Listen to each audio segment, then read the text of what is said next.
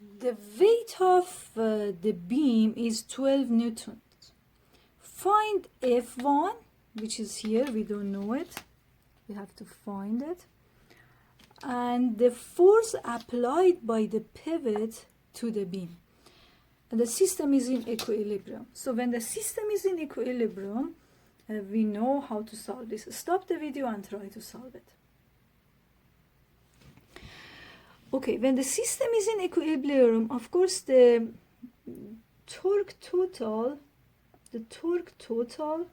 must be 0 and the force total must be also 0. So I start with the torque. How many forces are causing me torque in here? The F1 is causing torque. The F applied by the pivot wouldn't cause torque, so I will forget about it for now. But also the weight of the beam is causing torque because the weight of the beam is applied in center of gravity and it has a distance with the pivot. So center of gravity, this is where the weight is applied.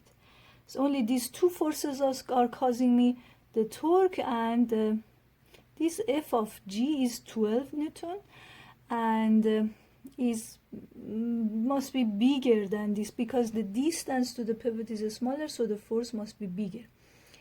The distance of the the force with the pivot for this one is bigger, the distance in here is smaller. So I know that the the torque, I'm going to write it, the torque of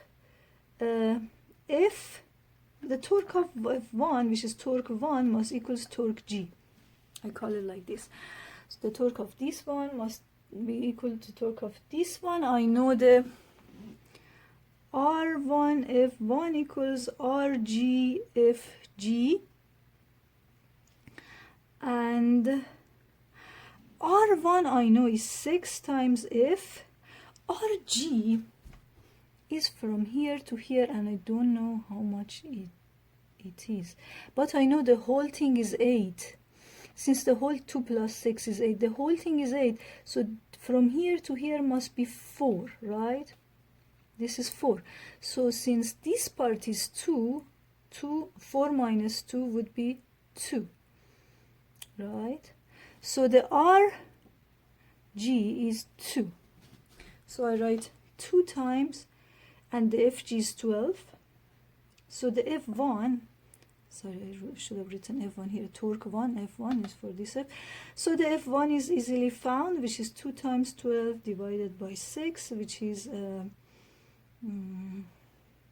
4 newtons. So now I'm done with the torque. I go to the forces equilibrium. So the total forces must be 0. This is 12 downward. This is upward F1. So of course the force applied by the pivot must be actually upward to help this smaller force, which I already found, and it's 4 in here. I found it. This is 4, this is 12. This must be helping this to recover for this, right? Because this is bigger. So I'm going to try to find this force, force of pivot. I try to find it. The upward force, the addition of upward forces, F of pivot plus F1 must equal the downward forces, which in this case is only one downward force, and is FG is 12. This is 4. So the F of pivot would be easily found, 8 newtons.